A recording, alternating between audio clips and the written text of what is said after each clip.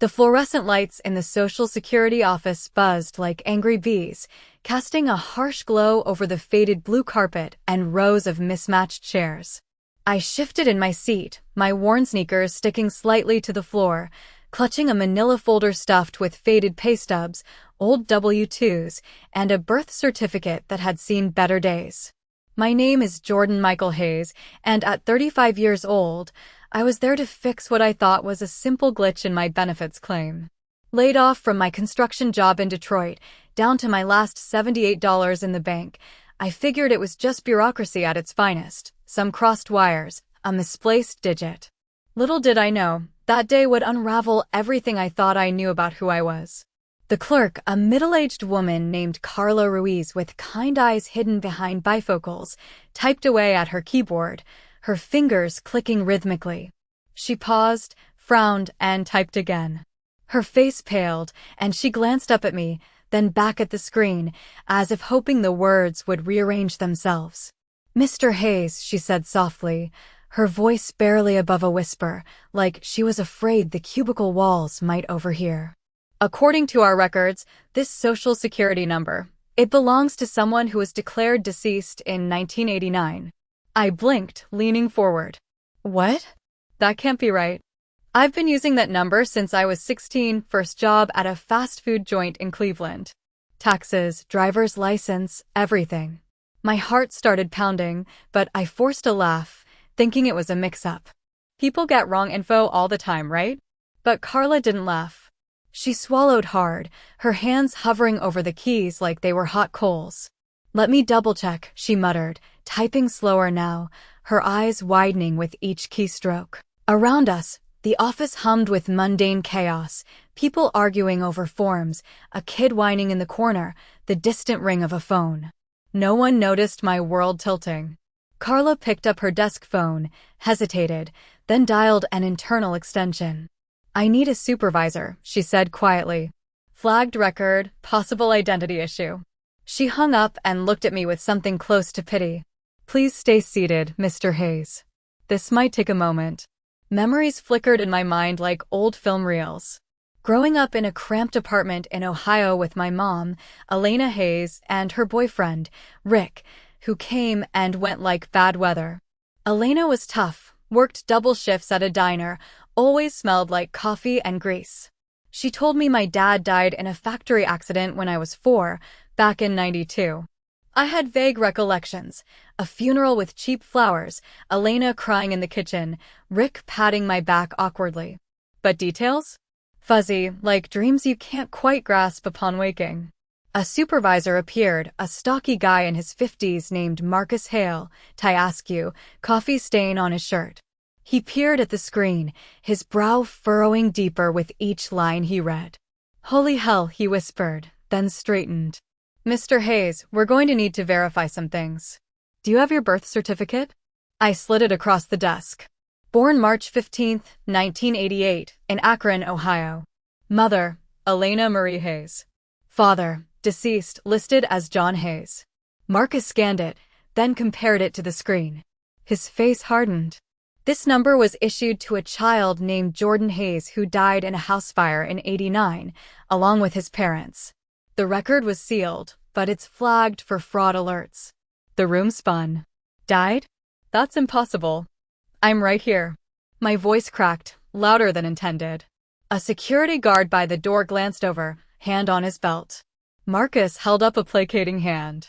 "No one's accusing you, but this is serious. We have to contact authorities." My phone buzzed in my pocket, an unknown number. I ignored it, my mind racing. Elena had always been secretive about our past. We moved a lot, Ohio to Michigan, back to Ohio, then Pennsylvania for a bit. Starting fresh, she'd say. No family photos from before I was 5, no relatives visiting. Rick was the closest thing to a dad, but he bailed when I was 12, leaving Elena bitter and me fending for myself. Before we dive deeper, if you're enjoying this story, hit that subscribe button and drop a comment letting me know where you're tuning in from. I read every single one, it keeps me going.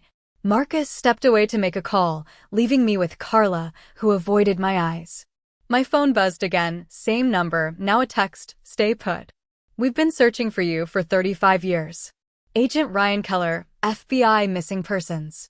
My blood ran cold. FBI? Over a benefits claim? Marcus returned, face grim. Feds are involved. That number triggered an international alert from the early 90s. International? I'd never left the US. This is nuts, I said, standing. I just need my unemployment sorted. He shook his head. It's bigger than that. The original Jordan Hayes was 3 when he supposedly died. But records show discrepancies, autopsy photos don't match, fire investigation was rushed. He lowered his voice. And your mother, Elena Hayes? She's linked to a kidnapping case from '88. The word kidnapping hit like a punch. Elena? My mom? The woman who bandaged my knees, yelled at me for bad grades, cried when I graduated high school? No way. But doubts crept in. Her paranoia about strangers, her rule against talking to cops, the way she'd change the subject whenever I asked about Dad. A tall woman in a crisp suit entered the office, Agent Keller, badge flashing. Mid-40s, sharp features, no-nonsense vibe. Jordan Hayes, she asked, extending a hand. I nodded numbly. We need to talk. Privately. My phone buzzed in my pocket, an unknown number. I ignored it, my mind racing. Elena had always been secretive about our past. We moved a lot, Ohio to Michigan, back to Ohio, then Pennsylvania for a bit. Starting fresh, she'd say. No family photos from before I was 5, no relatives visiting. Rick was the closest thing to a dad, but he bailed when I was 12, leaving Elena bitter and me fending for myself. Before we dive deeper, if you're enjoying this story, hit that subscribe button and drop a comment letting me know where you're tuning in from. I read every single one, it keeps me going. Marcus stepped away to make a call, leaving me with Carla, who avoided my eyes. My phone buzzed again, same number, now a text, stay put. We've been searching for you for 35 years. Agent Ryan Keller, FBI Missing Persons. My blood ran cold. FBI? Over a benefits claim? Marcus returned, face grim. Feds are involved. That number triggered an international alert from the early 90s. International? I'd never left the US. This is nuts, I said, standing. I just need my unemployment sorted. He shook his head. It's bigger than that. The original Jordan Hayes was 3 when he supposedly died. But records show discrepancies, autopsy photos don't match, fire investigation was rushed. He lowered his voice. And your mother, Elena Hayes? She's linked to a kidnapping case from '88. The word kidnapping hit like a punch. Elena? My mom? The woman who bandaged my knees, yelled at me for bad grades, cried when I graduated high school? No way. But doubts crept in. Her paranoia about strangers, her rule against talking to cops, the way she'd change the subject whenever I asked about Dad. A tall woman in a crisp suit entered the office, Agent Keller, badge flashing. Mid-40s, sharp features, no-nonsense vibe. Jordan Hayes, she asked, extending a hand. I nodded numbly. We need to talk. Privately. In a back room that smelled like stale donuts, she laid it out. Your real name is Micah Reed. Born in Seattle, Washington, in 1988. You were abducted at 6 months old from a park playground. She slid photos across the table, a young couple beaming with a baby, me? The woman's eyes matched mine, deep brown with a hint of hazel. The man had my jawline, my build. Your biological parents, Laura and David Reed, never stopped looking. They run a foundation for missing kids now. I stared at the photos, heart hammering. This can't be. Elena raised me. She's my mom. Agent Keller nodded sympathetically. Elena lost her own son in that fire, real Jordan Hayes. Grief broke her. She took you as a replacement, forged documents, raised you under his identity. The pieces clicked, no baby pictures, the moves, her overprotectiveness. My phone rang, Elena. I answered, voice shaking. Mom? What's going on? Silence, then sobs. I'm sorry, Jordy. I couldn't lose another child. She hung up. Agent Keller's team had her in custody already. The Reeds were flying in from Seattle. I paced the room, mind reeling. Who was I? Micah or Jordan? Loved or stolen? As the plane landed, I braced for a reunion that would rewrite my life. 2 hours later, in a sterile FBI conference room downtown, the air thick with tension, Agent Keller spread more files. Your abduction made national news in '88. Laura was pushing you on a swing. David turned for seconds to grab a toy. Elena approached, asked for help with her lost dog, distracted them. By the time they looked back, you were gone. Photos, missing posters with my infant face, age-progressed sketches that eerily resembled me now. They searched tirelessly, flyers, TV appeals, private investigators. David quit his engineering job to focus full-time. I rubbed my temples. Elena's story, Dad dying in '92? Fabricated, Keller said. She wove truths from her loss into your narrative. Kids adapt, memories blur. A knock. The door opened. There they stood, Laura, early 60s, silver-streaked hair, eyes red from crying. David, tall, graying, gripping her hand. Micah? Laura whispered, voice breaking. I froze. I'm Jordan. But as she stepped forward, arms open, something cracked inside. Her hug felt foreign yet familiar, like a puzzle piece slotting in. David joined, tears soaking my shirt. We never gave up, son. Behind them, a woman in her 30s, my sister? I'm Sarah, she said softly. Born after you vanished. Grew up hearing about my big brother. We sat, stories pouring out. Their pain, my confusion. Elena's arrest for kidnapping. Rick? Her accomplice, long gone. As we talked, Jordan felt like a mask slipping. Micah waited beneath. 3 months on, in Seattle, their home felt like a time capsule.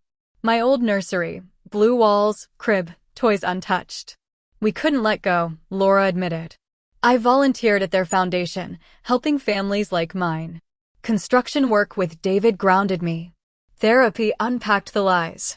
Healing wasn't linear. Flashbacks to Elena's love twisted, but real. I visited her in prison. Forgiveness flickered. Now, as Micah Reed, I speak out. If you see something off, say it. One voice can bring someone home.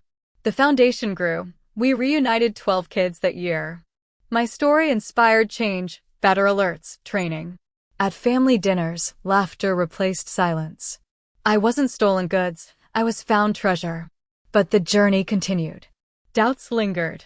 Was Elena's love invalid? Therapy said no, grief doesn't excuse, but understanding aids healing. One day, Sarah showed me old videos, Laura singing to baby me. Tears came. I remember that lullaby, I whispered. Fragments returned. At a fundraiser, I spoke. 35 years lost, but found in time. Don't ignore instincts, save a life. Life as Micah bloomed. Engaged to a counselor met at the foundation. Building a future on truth. If this story moved you, like and share. For more, check the video on screen. The day started like any other in Detroit. Gray skies, the rumble of traffic on I-75, me nursing a black coffee from a gas station cup as I navigated the bus to the Social Security office. I'd been out of work for 2 months, laid off from the auto plant where I'd welded frames for Ford trucks. The union helped a bit, but bills piled up. Rent, utilities, the old pickup truck that needed a new transmission. At 35, I felt like life was a treadmill set too high, always running, never advancing. I stepped into the office. The door chimed dingy and worn.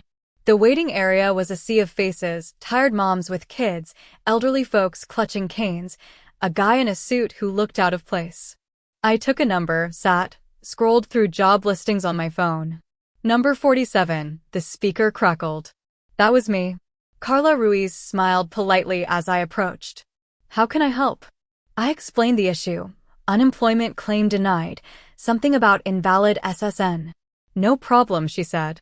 Let's pull it up. Her typing slowed. Face paled. Mr. Hayes, this number. It's flagged. She explained the death record. I argued, showed ID. She called Marcus. Marcus arrived, reviewed, whispered, fraud alert. My mind raced to Elena. She raised me alone after Dad died. Hard woman, but mine. We lived frugally, thrift store clothes, ramen dinners. She worked nights, I keyed the door after school. As Marcus called feds, my phone buzzed. Text from unknown. FBI alert. Stay. Agent Keller arrived, took me to HQ, laid out files. Abduction details, park in Seattle, Elena's grief from losing her son. Forged life. Call from Elena, confession, sobs. I loved you, Jordy.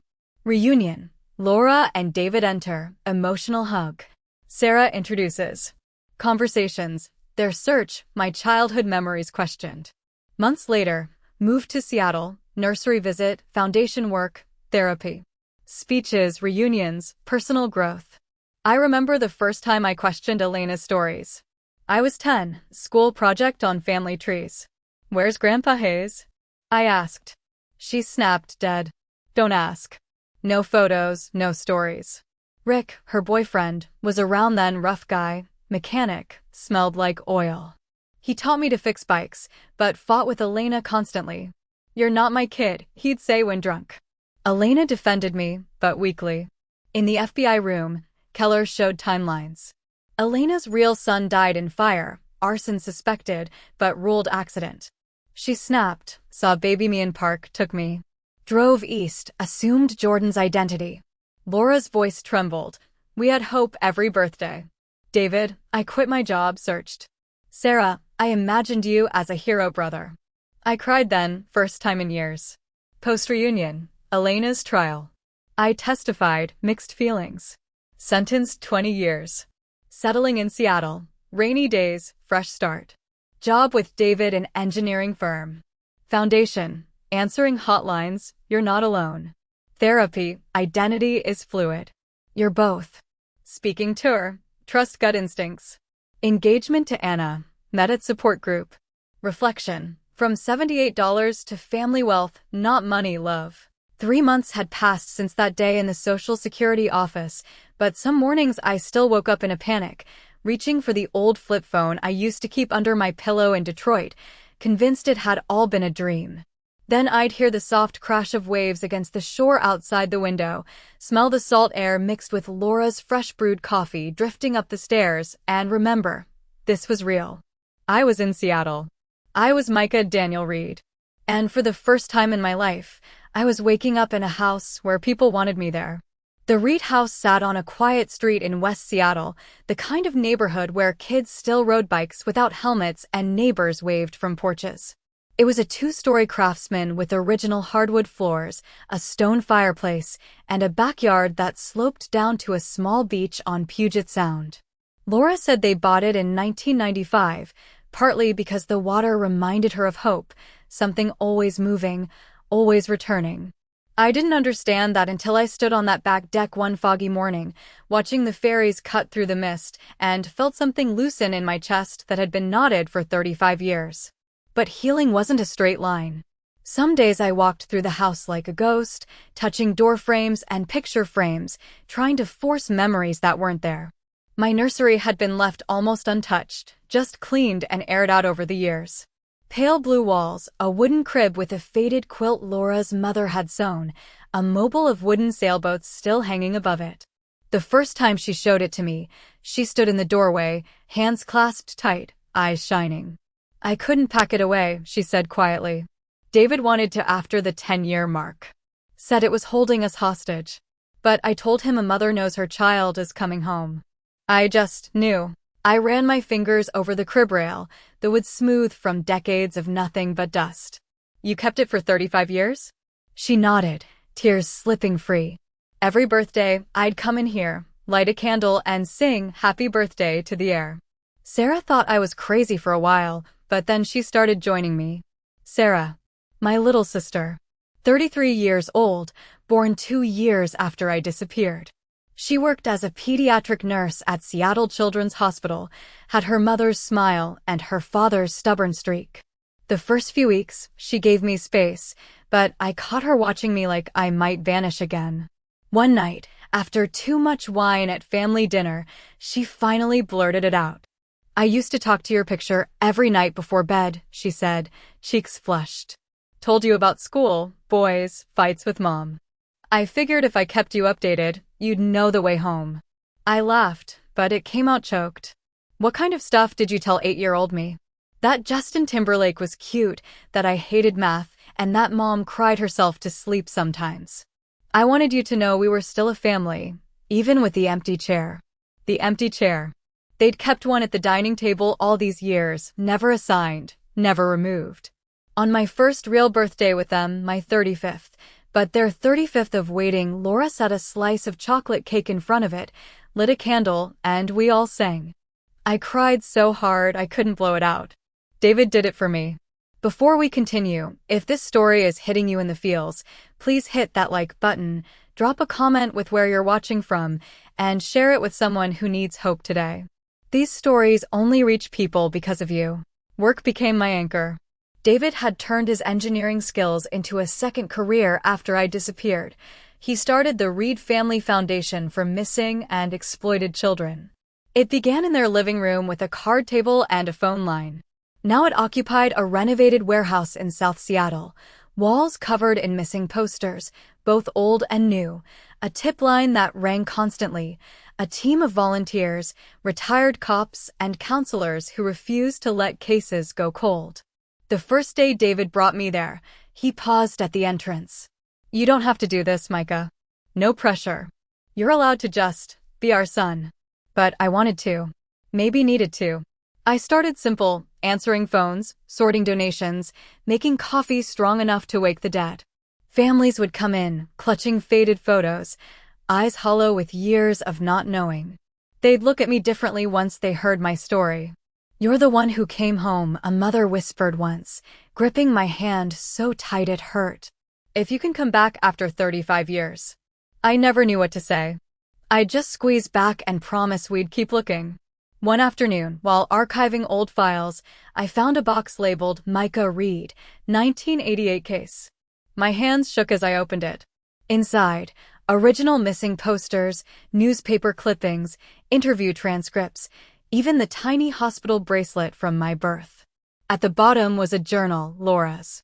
Pages filled with handwriting that started neat and became frantic over the years. September 15, 1988.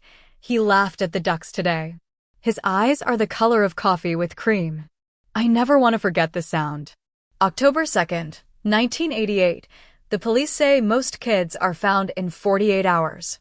It's been 17 days. December 25th, 1988. First Christmas without him. We left the tree up until March. March 15th, 1993. Happy 5th birthday, baby boy. Wherever you are, I hope someone is singing to you. I read until the words blurred. Then I carried the journal to Laura's office. She looked up, saw what I held, and went pale. I didn't mean for you to find that yet. I needed to, I said. You never stopped talking to me. She stood, came around the desk, and pulled me into a hug that smelled like lavender and copier toner. Never. Not once. David found us like that 10 minutes later. He didn't say anything, just joined the hug. Therapy was mandatory, per Agent Keller's gentle insistence. I met weekly with Dr. Patel, a trauma specialist who worked with returned abductees. Some sessions were brutal. You're grieving two lives at once, she told me early on. The one you lived and the one you didn't get to. I nodded. Some days I miss Elena so much it hurts. Then I remember what she took from all of us and I hate her.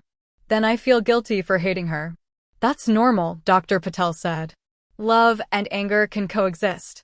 Elena gave you survival skills wrapped in damage. Your job is to keep the skills, release the damage. I started noticing the survival habits. I hoarded food in my room, granola bars under the bed, cans in the closet. Laura found them one day while changing sheets. She didn't scold. Just quietly stocked a small pantry basket in my room with snacks and a note. You will never go hungry here. I flinched at loud voices, even laughter sometimes. Apologized constantly for existing, for taking space, for breathing too loud. David caught me once saying sorry for reaching for the TV remote. Micah, he said firmly, this is your home. You don't apologize for living in it. Slowly, the flinches lessened. The apologies faded. I started leaving cupboard doors open without panic.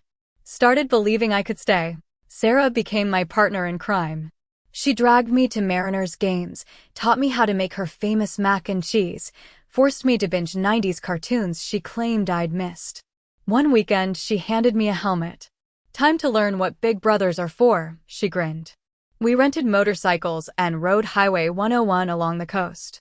Wind in my face, ocean on one side, mountains on the other. I felt free in a way I never had scraping by in Detroit. Construction work stayed in my blood. David's best friend owned a custom home building company. They offered me a job, no nepotism, just fair pay for hard work. I took it. Swinging a hammer, watching walls go up, felt honest. At the end of the day, covered in sawdust, muscles aching, I knew exactly what I'd built. One site was a house for a family who'd lost their home in a wildfire. The dad pulled me aside on move-in day. My daughter was abducted when she was 4, he said quietly. Came home last year after 12 years. Your story gave us hope when we had none. I couldn't speak. Just shook his hand and helped carry in the couch. Elena's trial came faster than expected. Kidnapping across state lines, identity fraud, the works. Federal case. I flew back to Ohio for it, first time returning since everything blew up. The courtroom was cold. Elena looked smaller than I remembered, orange jumpsuit swallowing her frame, hair gone gray almost overnight. When they brought me to testify, our eyes met. Hers filled instantly. I'm sorry, Jordy, she whispered as I passed. I loved you the only way I knew how. On the stand, the prosecutor asked if I wanted maximum sentence. I froze. Looked at Laura and David in the gallery. They'd come to support me, not to hate. Laura nodded. Whatever I needed. No, I said finally. She's already lost everything. Including me. Elena got 18 years, eligible for parole in 12. As they led her away, she mouthed, I love you. I didn't mouth it back, but I didn't look away either. Afterward, in the hallway, a reporter shoved a microphone in my face. Do you forgive her? I thought of Laura's journal, David's empty chair, Sarah's childhood stories to a photo. Thought of Elena bandaging my skinned knees, teaching me to drive, crying at my graduation. Not yet, I said honestly. But I'm working on understanding. And maybe that's the first step. Back in Seattle, life kept unfolding in small, sacred moments. David taught me to fly fish on the Skagit River. We didn't catch anything the first 3 trips, but we talked about engineering, about grief, about what it means to be a father when you missed 35 years. Laura learned how I liked my coffee, black, no sugar, and started leaving a mug by my bedside every morning with a sticky note. Good morning, my heart. Sarah and I built a treehouse in the backyard for no reason other than we could. She claimed it was for future nieces and nephews. I pretended not to tear up. I started dating slowly, carefully. Her name was Anna Chin, a counselor at the foundation. We met when she led a support group for adult returnees. There were only 4 of us in the country found after 30-plus years. We understood things others couldn't. Our first date was coffee, then a walk on Alki Beach. She didn't push when I went quiet staring at the water. Just slipped her hand in mine. You okay? She asked.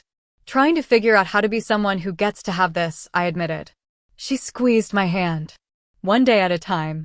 6 months later, I proposed on that same beach at sunset, shaking so hard I almost dropped the ring. She said yes before I finished the question. The wedding planning became family chaos in the best way. Laura cried over dress shopping with Anna. David insisted on building the arbor himself. Sarah demanded to be both maid of honor and best man. I waited longest. I win both roles. But some nights, the weight still crashed down. I'd wake from nightmares, Elena's face morphing into Laura's, the crib empty, the empty chair swallowing me whole. I'd wander downstairs at 3 a.m., find David in his study, unable to sleep either. We'd sit in silence, 2 men who'd lost decades, learning how to share the present. One night he handed me a beer. I used to hate God, he said quietly, for taking you. Then I hated myself for not watching closer. Then I hated the world for moving on. I nodded, throat tight. Now, he continued, I'm just grateful for the days I get. Even the hard ones. I clinked my bottle against his. To the days we get. The foundation grew under new energy. With my story public, donations poured in. We hired more staff, upgraded software, partnered with tech companies for better age progression tools. I started a program training retail workers and park staff, Trust Your Gut workshops. If something feels off, I'd tell them, say something. One hesitation cost my family 35 years. We found 7 children in the first year. 7 families made whole because someone finally spoke up. One case hit especially hard, a boy taken in 1995, found at 17 working at a gas station in Montana. His reunion mirrored mine. I sat with him the first night, both of us shell-shocked. They kept an empty chair, he whispered. Me too, I said. We didn't need more words. Anna and I married on a rainy September afternoon, the kind of Seattle rain that feels like the sky is washing everything clean. I wore a suit that actually fit. David walked Anna down the aisle when her dad couldn't travel. Laura cried through the whole ceremony. Sarah officiated. She got ordained online just for this. Our vows were simple. I promise to choose you every day, Anna said, even the days the past feels heavier than the future. I promise to let you hold me up, I answered, when I forget how to stand. The reception was in the backyard under a tent. Someone put on Sweet Caroline, Sarah's doing, and the whole party sang off key. I danced with Laura to an old Sinatra song. She rested her head on my shoulder. I used to dream this moment, she whispered. Dancing with my boy at his wedding. I held her tighter. I'm here now, Mom. The words slipped out naturally. First time I'd said it. She pulled back, eyes wide, then crushed me in another hug. Later, drunk on champagne and joy, David pulled me aside. I built something for you, he said. He led me to the garage. Under a tarp was a 1967 Mustang Fastback, midnight blue, fully restored. Started it the year you turned 16, he said gruffly. Figured my son would need a cool car. Took me 19 extra years, but I ran my hand over the curves, speechless. Keys are in it, he said. Whenever you're ready. I hugged him so hard I lifted him off the ground. He laughed, deep, surprised, joyful. Life didn't become perfect. I still had days where imposter syndrome roared. Who are you to have this family, this life? Elena sent letters from prison, apologies, memories, pleas for forgiveness. I read them, cried, sometimes wrote back, sometimes didn't. But the good days outnumbered the hard ones now. 2 years after coming home, Anna and I bought a small house 2 streets over from the Reeds. Close enough for Sunday dinners, far enough for space. We turned the second bedroom into a nursery, not frozen in time, but ready for the future. One evening, I stood on our porch watching the same fairies cut through the water. Anna came up behind me, arms around my waist, hands resting on the slight curve of her belly. Thinking about her, she asked softly. Our daughter, due in 4 months. We'd already picked the name. Hope Elena Reed. Both truths honored. Yeah, I said, thinking how different her life will be. Anna kissed my shoulder. She'll grow up knowing exactly who she is. And exactly how wanted she is. I turned, pulled her close. In the distance, lights from the Reed house glowed warm against the dusk. Somewhere inside, Laura was probably lighting a candle for someone still missing. David was likely telling a bad dad joke to Sarah's new boyfriend. Life moving forward, carrying the past gently. I wasn't Jordan Hayes anymore. I wasn't only the boy stolen from a playground. I was Micah Reed's son, brother, husband, soon father. A man who survived a lie and stepped into truth. And for the first time, when I looked in the mirror, I recognized the eyes staring back. They were the color of coffee with cream. Just like my mother always said. 5 years have passed since the day the Social Security clerk told me I was supposed to be dead. It's January now, 2026, and I'm standing on the back deck of the house Anna and I built 3 streets over from my parents' place in West Seattle. Snow is rare here, but tonight it's coming down in fat, lazy flakes, blanketing the sound in quiet. Hope Elena Reed, my daughter, 4 years old going on 14, is asleep upstairs, her dark curls spread across the pillow like spilled ink. Anna's curled on the couch inside, reading under the glow of the Christmas tree we haven't taken down yet because Hope insists the lights keep the dark scared. I'm 39 now. Micah Daniel Reed on every legal document, every bank account, every driver's license. Jordan Michael Hayes exists only in old case files and the occasional nightmare. Some mornings I still catch myself reaching for the worn leather wallet I carried in Detroit, half expecting to find pay stubs from the auto plant and a bus pass. Then I look down at the wedding band on my finger, the faint scar on my knuckle from helping David restore that '67 Mustang, and I remember that life was real, but it wasn't the only truth. The Reed Family Foundation has grown beyond anything David or Laura could have imagined back when it was just a card table and a desperate hope. We moved into a new building downtown 2 years ago, a light-filled space with floor-to-ceiling windows, a memorial wall for children still missing, and a reunion room with soft couches and tissue boxes that never stay full for long. I run day-to-day operations now. David stepped back to semi-retired grandparent duty, which mostly involves spoiling Hope rotten and teaching her how to bait a fishing hook. We've helped bring home 43 children in the last 5 years. 43. I keep their photos on a private wall in my office, not for publicity, just for me. When the days get heavy, when a tip line goes cold or a family stops believing, I look at those faces, before and after, and remember why we don't quit. If you're still here with me, thank you. Seriously. Drop a comment and tell me where you're watching from tonight. I still read every single one, and on the hard days, they remind me these stories reach people who need them. One of the biggest changes came from legislation. After my case hit national news again around year 3, CNN did a 3-part special. Congress finally passed the Micah Reed Act in 2024. It mandates cross-state alerts when a Social Security number flagged as deceased is used by a living adult, automatic FBI notification on certain identity discrepancies, and funding for trauma-informed counselors in every field office. I testified on Capitol Hill, standing in a suit that didn't feel like costume anymore, telling lawmakers about the 35 seconds it took to steal a life and the 35 years it took to give it back. Anna held my hand under the table the whole time. Hope, then too, waved at the cameras from Laura's lap in the gallery like she was at a parade. But the real work, the kind that doesn't make headlines, happens in quiet rooms with shattered families.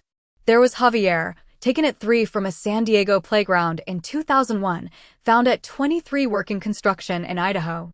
His abductor, his aunt, had been a family friend who'd lost custody of her own kids. When Javier came to us, he didn't speak for 3 days. Just stared at the photos of the parents who'd never stopped looking. On day 4, he whispered, "Do they still want me? I'm not little anymore." I sat with him on the reunion room couch, the same one where I first hugged Laura and told him about empty chairs and birthday cakes with unlit candles. When his parents walked in, he stood slowly, like he was afraid the floor might disappear. His mother, now in her 50s, hair gone white, dropped her purse and ran. They collided so hard they both went down, laughing and crying in a tangle on the rug. Hope watched from the doorway wide-eyed. Later she asked, why was the man crying happy tears? Because sometimes, I told her, love waits so long it forgets how to do anything but cry when it finally arrives. She nodded solemnly, then went back to coloring a picture of a unicorn. Not every story ends in reunion. Some kids are never found. Some are found too late. We hold memorial services for those, quiet gatherings where families can speak their child's name without apology. I hate those days. But we hold them anyway, because forgetting is the only real death. Anna and I had our second child last year, a boy we named Elias David Reed. Eli. He's 18 months old, all giggles and sticky fingers, with Anna's dark eyes and my stubborn cowlick. Hope is fiercely protective, reading him board books in dramatic voices and scolding him when he tries to eat the dog's food. Watching them together heals something deep in me I didn't know was still broken. Laura says Hope has my infant smile, the one from the missing posters. I wouldn't know. I avoid looking at baby Micah photos most days. Too strange seeing my own face on a stranger's body. One tradition we kept from my stolen childhood, Sunday dinners. Every week, no excuses. The house fills with noise, David burning the garlic bread. Every time, Sarah's husband Mike arguing sports with whoever will listen, Laura fussing over seconds, Hope demanding to sit in my lap even though she's getting too big. Eli bangs a spoon on his high chair tray like it's a drum solo. After dinner, we play cards or board games. Hope cheats shamelessly at Uno and gets away with it because Laura lets her. I pretend to be shocked every time. These nights are ordinary in the best way. No empty chair anymore. Just a table that's gotten crowded in all the right ways. Elena passed away last winter. Heart attack in prison, quick and quiet.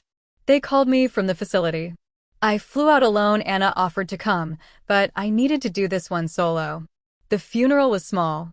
A few prison friends, a chaplain, me in the back row. They buried her under the name she'd lived most of her life as Elena Marie Hayes. I placed a single white rose on the casket, same kind she used to buy me on report card days when I brought home as. Afterward, the chaplain asked if I wanted to say anything. I hadn't prepared words, but they came anyway. She loved wrong, I said, voice steady. But she loved. And in a world that taught me early I wasn't worth keeping, that love kept me alive long enough to find my way home. So thank you, Elena. And goodbye. I didn't cry until I was on the plane heading west, watching Ohio disappear beneath the clouds. Forgiveness isn't a moment. It's 1,000 small choices not to carry hate anymore. I'm still making those choices. Some days are easier than others. Sarah got married last summer to Mike, a firefighter with a terrible sense of humor and a heart the size of Texas. I walked her down the aisle. David insisted. You're the big brother. Tradition. She cried through her vows. I held it together until the father-daughter dance became a sibling dance, and she whispered, "Thank you for coming home so I could have someone to fight with over the remote." Hope was the flower girl, scattering petals with dramatic flair. Eli slept through the whole ceremony in Laura's arms. We danced until midnight, me and Anna slow dancing while Hope wedged between us, demanding to be included. David spun Laura like they were 20 again. At one point, the DJ played Sweet Caroline, and the entire wedding party sang off-key, arms around each other. I looked around at all of them, my family, earned through decades of waiting and hoping and refusing to quit, and felt something settle permanently into place. Belonging. The foundation launched a new initiative last year, the Second Chance Program. For adult returnees like me, Javier, and others, people who grew up under false identities and now navigate legal name changes, credit history, education records, all of it. We pair them with mentors who've walked the same road. I mentor 3 now. We meet monthly, talk about the weird stuff no one else gets, feeling guilty for loving your abductor, missing foods from your fake childhood, explaining to new friends why your baby photos start at age 6. One of my ments, Lila, taken at 4 months, found at 37, called me last month in tears. Her biological father had passed before she was found. She'd never meet him. I feel like I miss 2 fathers, she said. The one who died and the one who raised me and is now in prison. I told her about Elena's funeral. About choosing the rose. About how grief has room for more than one truth. You're allowed to mourn both, I said. And you're allowed to build forward with whoever's left. She called back a week later. She'd gone to her bio dad's grave, left flowers, talked to him for an hour. Said she felt lighter. These are the victories no headline captures. Hope started preschool last fall. Drop-off is still brutal. She clings to my leg, big green eyes filling with tears. Daddy, don't leave me. The first time she said it, my heart stopped. Flashbacks to playgrounds, to 35 seconds that changed everything. I knelt down, held her face. I will always come back, I promised. Every single day. You are safe and you are loved, and no one will ever take you from us. She nodded, sniffled, then marched inside like a soldier. Anna says I overcompensate, extra hugs, tracking apps, the whole thing. Maybe. But I figure I've earned the right to be a little overprotective. One spring day last year, I took Hope back to Detroit. Just the 2 of us. A daddy-daughter road trip. I showed her the street where I grew up, the cramped apartment building now condemned, the corner store where I bought off-brand cereal with food stamps, the park where Elena pushed me on swings and whispered, "You're my whole world, Jordy." Hope held my hand tight as we walked. Was it sad here, Daddy? Some days, I said. But there were good parts too. Your grandma Elena loved me very much, even if it was complicated. We left flowers at the old building. Hope picked dandelions from the cracked sidewalk and tucked them into the chain-link fence. For the boy who used to live here, she said solemnly. So he knows he's remembered. I cried all the way to the hotel. That night, tucking her in, she asked, "Will you tell me the story again?" The one where you were lost and then found. I've told it 100 times, age-appropriate, no scary parts. She loves the ending best. So I told her about the empty chair, the birthday cakes, the parents who never stopped looking. About how love is a light that doesn't go out, even in the darkest years. When I finished, she touched my cheek. I'm glad they found you, Daddy. Because then you could find me. I held her until she fell asleep, tears soaking her hair. Some truths take a lifetime to understand. I still speak sometimes at conferences, schools, law enforcement trainings. The message never changes. Trust your gut. Speak up. One hesitation can cost decades. One voice can bring someone home. Last month, a security guard from a Walmart in Florida called our tip line. He'd seen a little girl with a woman who didn't quite match the missing poster, but something felt off. He followed protocol we'd trained his store on years ago. Called it in. Police responded. The girl, taken 6 years earlier, was recovered safe. Her parents flew to Seattle to thank us in person. The mom hugged me so hard I couldn't breathe. You told our story before it was ours, she whispered. Your voice saved my baby. I didn't correct her. Because in a way, she was right. Anna's pregnant again, due in June. Another girl. We're naming her Grace Laura Reed. Hope is already planning her role as biggest sister and demanding we paint the nursery purple. Life keeps expanding in ways I never dared imagine back when I had $78 in the bank and a folder of old pay stubs. Sometimes, late at night, I stand in the kids' rooms and watch them sleep. Hope's arm flung over her stuffed unicorn. Eli snoring softly in his crib. Soon there'll be another tiny heartbeat in this house. I think about the 6-month-old baby taken from a playground swing. About the boy who grew up believing he wasn't wanted. About the man who walked into a government office expecting bureaucracy and walked out into a new life. I think about empty chairs that got filled. About love that waited 35 years and never ran out. And I whisper the same words into the dark every time. Thank you for not giving up on me. Because someone didn't. And now I get to pass that forward every reunion, every training, every ordinary Sunday dinner, every bedtime story. The snow is still falling outside. Inside, the house is warm, full of breathing, full of light. I'm not lost anymore. I'm exactly where I was always meant to be. Home. 10 years have passed since the day Carla Ruiz looked up from her computer screen and quietly shattered my world. It's March 15th, 2031, my 43rd birthday, but also the 43rd anniversary of the day Laura pushed baby Micah on a swing in a Seattle park and turned away for 35 seconds. That changed everything. The sun is out today, rare for March, pouring gold across the water of Puget Sound. Our backyard is full of noise. Kids laughing, adults arguing over who gets to flip the burgers, a portable speaker playing old-school R&B because Sarah insists real music stopped after 2005. Hope Elena Reed is 9 now, tall for her age, all long limbs and wild curls, with Anna's sharp wit and my stubborn determination. She's captain of her soccer team and has already declared she's going to run the Reed Family Foundation one day, but better. Elias David Eli is 7, a quiet observer with a mischievous streak, always building elaborate Lego contraptions that somehow actually work. Grace Laura, our youngest, is 5, a force of nature with green eyes and a laugh that fills every room she enters. She's currently chasing the dog around the yard with a lightsaber pool noodle, shouting that she's protecting the galaxy from bad guys. Anna stands at the grill beside David, both of them wearing matching World's Okayest Cook aprons that Hope made for Father's Day last year. Laura is setting the picnic table with the good plates, the ones we only use for birthdays and reunions. Sarah and Mike have 3 kids now, all under 6, turning our once quiet backyard into a beautiful chaos of squeals and spilled juice boxes. I lean against the deck railing, nursing a beer, watching all of it like I'm afraid it might vanish if I blink too hard. Before we close the story, if you've made it this far, thank you. From the bottom of my heart. This journey has been long, raw, and deeply personal. If it's touched you, helped you, or given you hope, please hit that like button, share it with someone who needs it, and leave a comment telling me where in the world you're watching from. I still read every single one. You've walked this road with me, and I'm grateful. The Reed Family Foundation is no longer a small warehouse operation.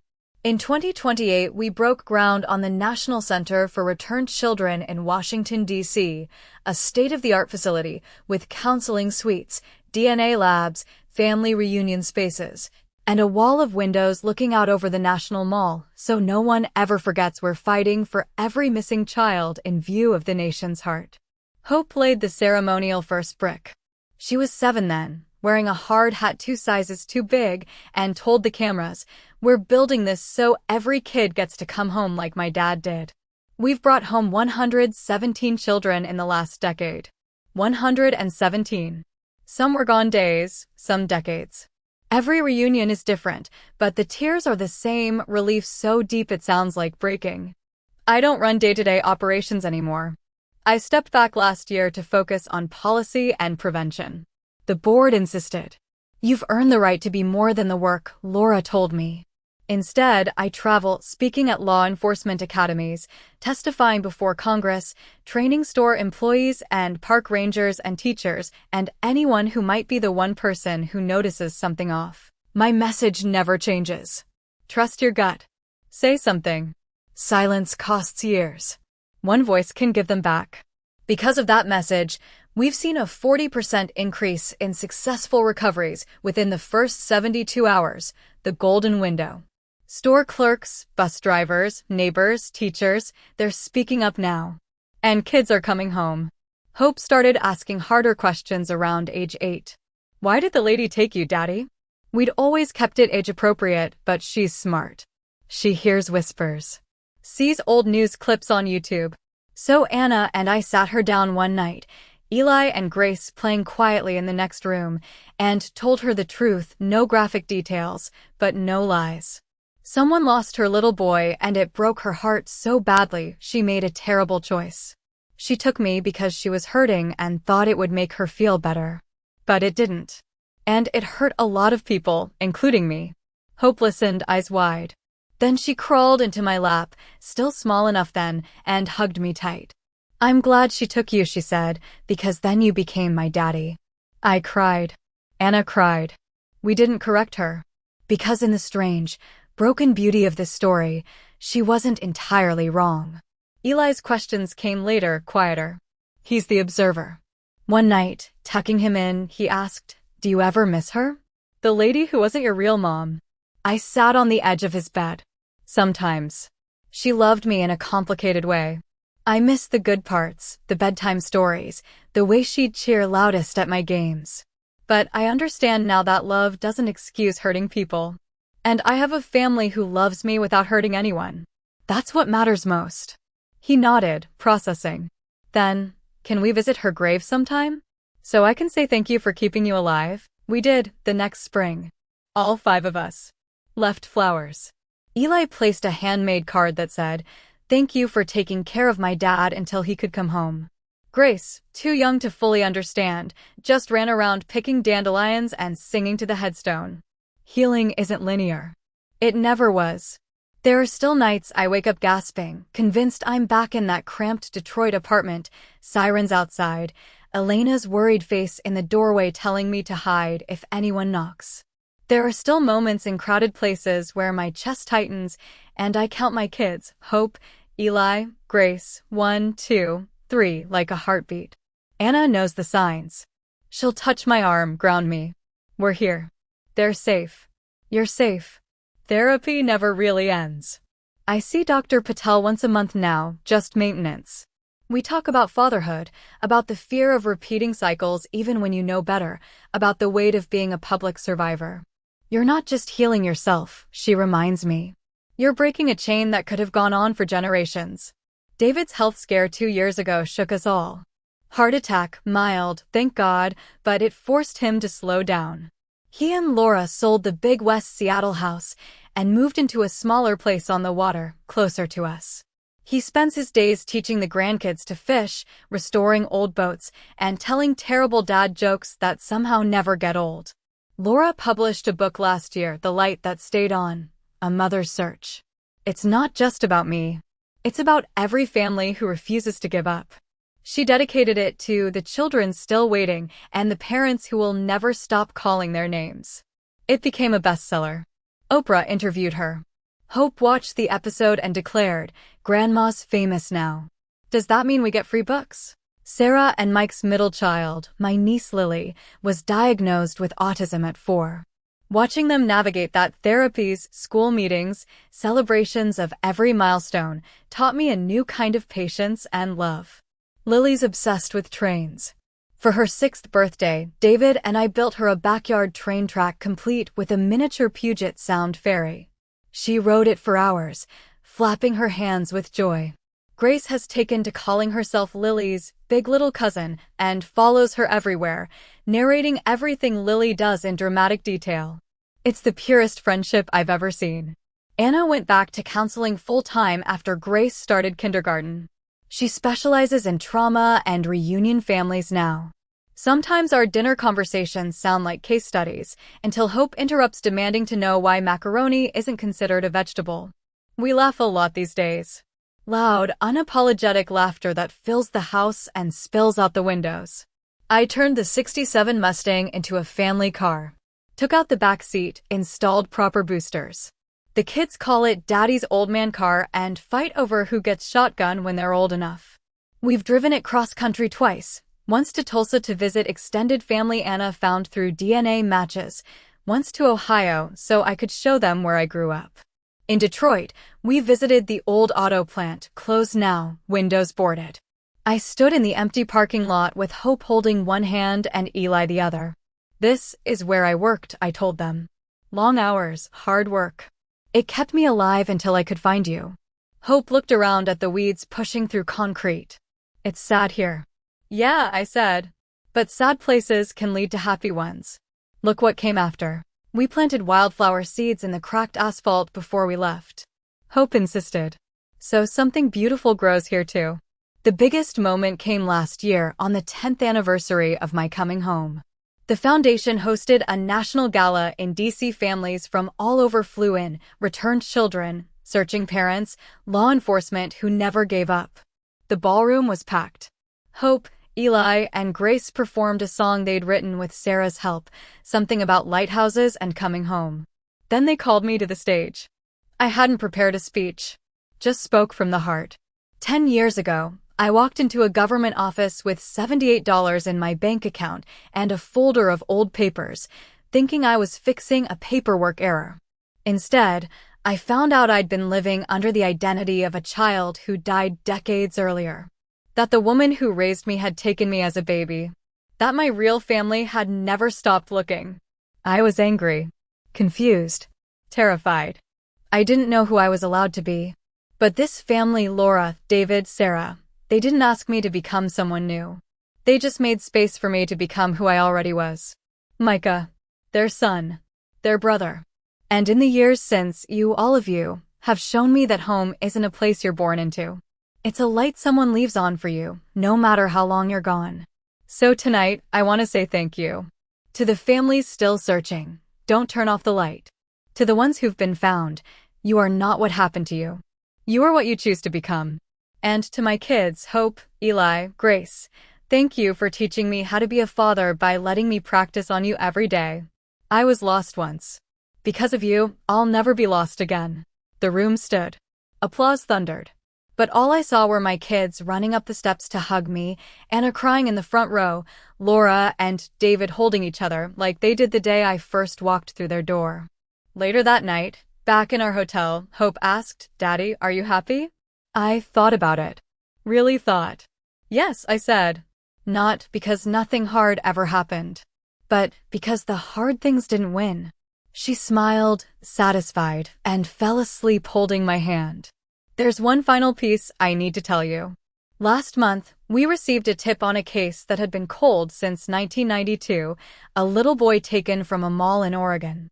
Age-progressed images had circulated for years. A teacher in Montana saw one of our new billboards, "Trust your gut," and thought the new janitor at her school looked familiar. She called it in. DNA confirmed it. His name is Caleb. He's 39 now. Married.